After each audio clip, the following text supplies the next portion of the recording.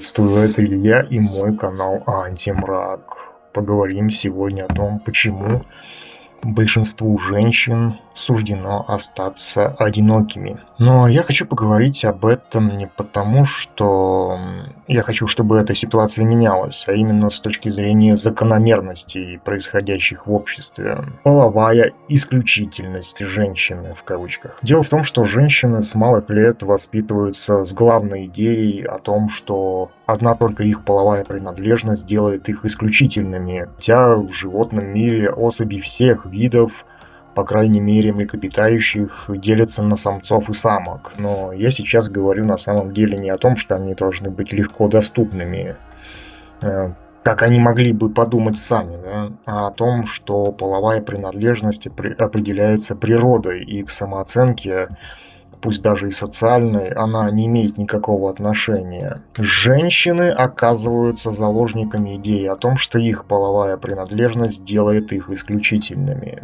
Женщины оказываются в ловушке идеи о том, что их половая принадлежность делает их исключительными. И на самом деле эта идея, она очень вредит самим женщинам. И опять же, я говорю не о становлении женщин легкодоступными. Просто человеческое общество – это социальный организм, в котором половая принадлежность не является предметом повышения собственной стоимости, так скажем. Да? В обществе главным являются ваши личностные качества, такие, например, как способность к коммуникации. Хотя я прекрасно понимаю, что половая принадлежность – это своего рода обусловленность. То есть женщину и мужчину отличает не сам факт половой принадлежности, а пропорция женских и мужских половых гормонов, что в свою очередь влияет на модель поведения человека.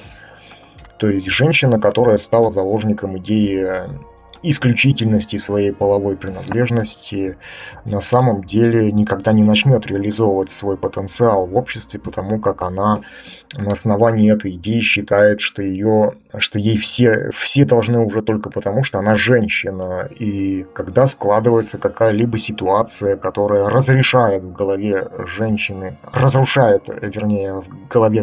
ее картину мира, основанную на идее исключительности ее половой принадлежности, она не знает, что делать, ведь она считает себя правой уже только потому, что она женщина. Что делать в этом случае женщине? На самом деле для женщины это не должно быть вопросом того, как себя вести, а тем, что сама структура общества дает ей возможность проявлять себя через коммуникацию. Я в Ютубе попал как-то случайно на видео, в котором какой-то клоун, так называемый психолог, говорил о том, что женщины слишком дешево себя подают. И подобные психологические YouTube-инкубаторы, видимо, рассчитаны на женскую аудиторию, чтобы еще больше усиливать в них идею о женской половой принадлежности как о единственной ценности, которая есть у женщины. Что в свою очередь приводит женщину к еще большей дезадаптации в обществе. Она начинает служить этому культу вместо того, чтобы заниматься личностной самореализацией. Половая принадлежность не является самоценностью в общественном контексте. Половая принадлежность не является самоценностью в общественном контексте, потому как если подходить к общественной жизни с точки зрения реализации личностного потенциала, пол человека вообще не имеет никакого значения, потому как пол имеет значение только с точки зрения репродуктивной функции. Женщина идентифицирует свое положение в социуме со своей привилегированностью. Женщина идентифицирует свое положение в социуме со своей привилегированностью, изначальной привилегированностью, и именно поэтому она инициирует так называемые бесконечные, беспричинные разводы с мужьями, да. Общественная система пользуется биологичностью женщины, создавая в ней убеждение, что ее социальные привилегии – это единственный способ проявить себя. То есть не воспринимает, допустим, способность к коммуникации как способ проявить себя, да, опять же. И я обратил на это внимание даже на своем примере, когда я встретился с женщиной, с которой мы познакомились на сайте знакомства. Когда я увидел ее в первый раз, на ее лице как будто бы было написано: «Ну я же женщина». То есть любая женщина, в голове которой идея о ее половой принадлежности является базовой в ее социальной самоидентичности, рано или поздно будет натыкаться на несоответствие в виде реакции других людей. И это можно увидеть в этом же моем случае встречи с этой женщиной. Когда она увидела мою реакцию недоумения у меня на лице, ее шаблон в ее же голове был сломан, и она не знала, что со всем этим делать, да, судя по выражению ее лица. Хотя этот слом не являлся моим сознательным намерением, а был всего лишь реакцией. На самом деле велика вероятность того, что такая женщина так и останется одинокой, потому как она не пытается строить отношения с превалирующей в ее голове идеей о своей половой принадлежности, как о том, что уже только она делает ее выше. Да? Она не рассматривает себя, допустим, как собеседника, который участвует в коммуникации, а сразу же инстинктивно обращается к этой программе своей половой привилегированности, как к универсальному шаблону поведения, будто бы ее половая принадлежность является ее единственной ценностью. В половой принадлежности нет никакой изначальной ценности. В половой принадлежности нет никакой изначальной ценности, потому как это просто биологический фактор, что особи делятся на мужские и женские. Как женские психологические тренинги вредят самим женщинам? На самом деле все эти женские психологические тренинги, так называемые, да, вредят в первую очередь самим женщинам, потому что они делают из половой принадлежности женщины некую самоценность, вокруг которой формируется в голове женщины ее, так скажем, ложная идентичность. То есть она начинает думать, что она является возвышенным существом только потому, что она женщина. Но женщина, равно как и мужчина, это всего лишь половая принадлежность и не более того. И подобная установка о женской половой принадлежности как о самоценности способствует полной социальной дезадаптации самой женщины, потому как она думает, что ей все должны только потому, что она женщина. Но я этим вовсе не хочу сказать, что женщины плохие. Лично я люблю женщин. Я говорю лишь о том, что принадлежность к какому бы то ни было полу является биологически обусловленным фактором, но не дающим некие привилегии. Социальная система пользуется инстинктивностью женщин.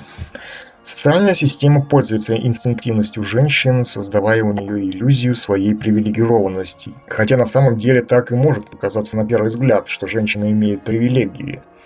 Она, допустим, может сама инициировать развод без какой-либо причины со стороны действий своего мужа. По закону женщина забирает детей себе. Я не изучал семейное законодательство, но мне было бы интересно узнать, должен ли мужчина платить алименты, если причина развода была в женщине. Если вы знаете ответ на этот вопрос, прошу дать его в комментариях. Женщина оправдывает идею о самоценности своей половой принадлежности, что, допустим, проявляется в смене своих мужей. Это происходит потому, что у нее главенство идеи об исключительности ее половой принадлежности не позволяет ей адекватно реагировать на внешние воздействия по отношению к ней, так как она думает, что ей все должны только потому, что она женщина. И любая попытка равноправных отношений с ней вызывает у нее комплекс неполноценности, потому как воспитывалась, опять же, на идее о своей половой исключительности. Что можно сделать женщинам? На самом деле женщина может просто перестать руководствоваться идеей об исключительности своей половой принадлежности и начать проявлять себя как личность. То есть, опять же, если женщина думает, что она высшее существо, только потому что она женщина, то это не ведет ее к неким преимуществам, потому как она становится заложницей роли женщины. Хотя женщина это всего лишь, опять же, половая принадлежность и не более того. Допустим, мне интересна индивидуальность в женщине, хотя я прекрасно понимаю, что и инстинктивная совместимость находится на первом месте. То, как женщина себя позиционирует, с той же точки зрения я ее и воспринимаю, так как если она думает, что она великолепна по причине фактора своей половой принадлежности к женскому полу, то и воспринимать ее будут исключительно с той же точки зрения. Если женщина зациклена на себе как на женщине, то она становится зависима от этой роли, которой она так или иначе вынуждена следовать в последующем, потому что эта идея является в ней главенствующей идеей, на которую нанизывается все ее социальное поведение. На самом деле я не говорю сейчас о том, как правильно поступать женщине, так как для меня нет определения женщины в контексте социальной жизни. В социальной жизни есть люди, которые являются участниками этого социума, независимо от их пола, и каждый руководствуется в своем поведении своими потребностями. Просто есть люди, которые принимают потребности, сформированные самим социумом, за потребности свои собственные. Так называемые психологические тренинги для женщин создают в них убежденность в некоем женском пути, который противопоставляется поведению по отношению к мужчинам, как бы тем самым актуализируя в них ложную идентичность, которая предполагает такое противопоставление. То есть женщина может себя проявлять как участник общества через коммуникацию. Но, по крайней мере, у российских женщин происходит так, что они и изначально себя позиционируют с точки зрения главенства своей половой принадлежности, но не как участники общества, которые могут себя проявлять как, допустим, интересные собеседники.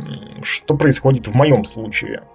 В моем случае происходит то, что, живя в России, я не могу удовлетворить свои физиологические потребности как мужчина, по причине того, что в России нет культуры общения между людьми. Взаимодействуя с женщиной, ты как будто бы оказываешься в положении просящего. Ведь женщина уже себя мыслит исключительным существом. Я воспринимаю российских женщин как крайне зашоренных, неинтересных и закрытых. Притом у меня создается впечатление, что при взаимодействии с ними надо действовать в соответствии с каким-то алгоритмом, потому как со стороны женщины нет никакой личностной инициативы, да, и не предполагается ее, так как она априори воспринимает себя, опять же, с позиции своей половой привилегированности. Но на самом деле я не говорю о том, что женщина может стать более доступной как половой партнер, а о том, что она изначально позиционирует себя с точки зрения носителя женских репродуктивных органов, а не как человек в высоком смысле этого слова.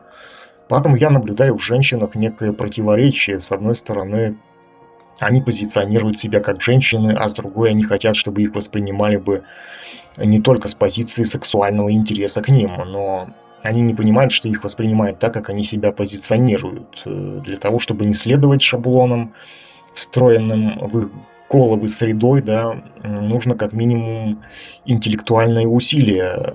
Но свою инициативу в коммуникации они воспринимают именно как поведение, понижающее ее социальную статусную стоимость, так скажем, да. Это происходит именно потому, что, опять же, они позиционируют себя с изначальной высоты статуса своей половой принадлежности, но мы говорим о коммуникации, когда мы говорим о коммуникации, как мы можем ссылаться на пол, если она зиждется на интеллектуальной почве.